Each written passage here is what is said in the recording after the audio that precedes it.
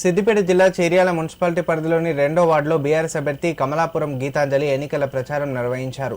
Car గుర్తుకు vote వేసి తనను గెలిపించాలని ఓటర్లను అభ్యర్థించారు. ఈ సందర్భంగా మీడియాతో మాట్లాడారు. ప్రజాసేవ చేయాలన్న దృక్పథంతో వార్డులో పోటీ చేస్తున్నట్లు పేర్కొన్నారు.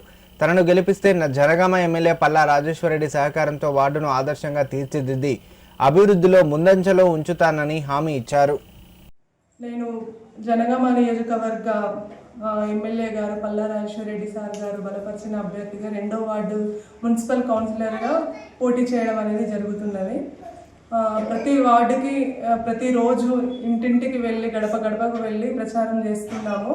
ప్రజల్లో మంచి స్పందన ఉన్నది. ప్రజలందరూ సాధారణంగా ఆహ్వానిస్తూ మంచి మెజారిటీతో గెలిపిస్తామని నాకు ఎంతో ధైర్యం ఇచ్చి ముందుకు నడిపిస్తున్నారు. ఈసారి ఎస్సీ రిజర్వేషన్ కింద మాల మహిళకు రిజర్వేషన్లో టికెట్ అనౌన్స్ అవ్వడం వల్ల ఆ టికెట్ నాకు కన్ఫర్మ్ చేసి నా విద్యను నాకు గౌరవాన్ని ఇచ్చి సార్ ఈరోజు నాకు టికెట్ ప్రకటించడం జరిగింది. ప్రజలకు సేవ చేయాలన్న మంచి సదుద్దేశంతో మేము ముందుకు వచ్చాము. ఎలాంటి డబ్బాపేక్ష మాకు లేదు.